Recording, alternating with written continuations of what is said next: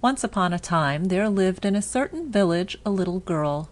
Her mother was very fond of her, and her grandmother loved her even more.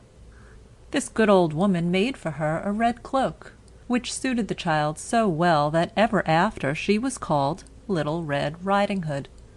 One day her mother made some cakes, and said to Little Red Riding Hood, "Go, my dear, and see how grandmother does, for I hear that she has been very ill. Carry her a cake and a little pot of butter."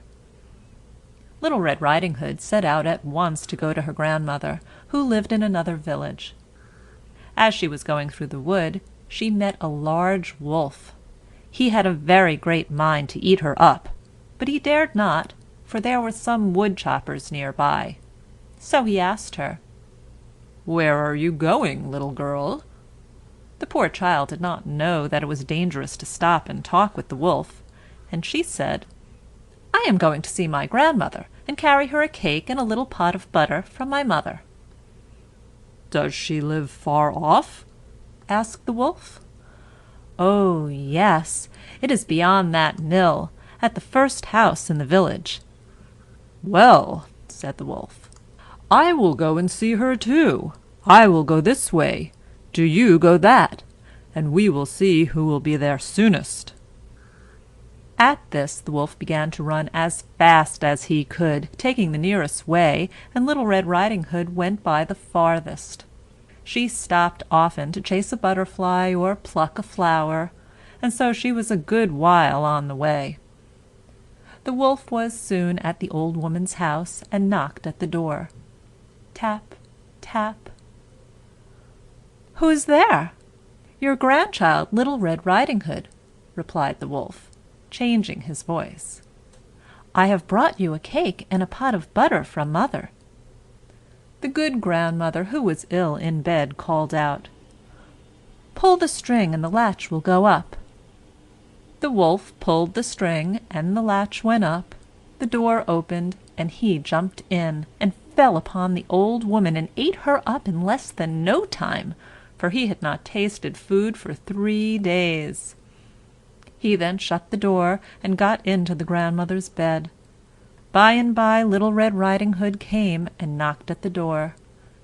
Tap, tap. "Who is there?" Little Red Riding Hood heard the big voice of the wolf, and at first she was afraid. Then she thought her grandmother must have a bad cold, so she answered, "Little Red Riding Hood, I have brought you a cake and a pot of butter from mother." The wolf softened his voice as much as he could, and called out, "Pull the string, and the latch will go up." Little Red Riding Hood pulled the string, and the latch went up, and the door opened. The wolf was hiding under the bedclothes, and called out in a muffled voice, "Put the cake and the pot of butter on the shelf, and come to bed." Little Red Riding Hood made ready for bed. Then she looked with wonder at her grandmother, who had changed so much, and she said, "Grandmother, what great arms you have!" "The better to hug you, my dear." "Grandmother, what great ears you have!" "The better to hear you, my dear." "Grandmother, what great eyes you have!" "The better to see you, my dear." "Grandmother, what great teeth you have!" "The better to eat you." And at this the wicked wolf sprang up and fell upon poor Little Red Riding Hood, and ate her all up.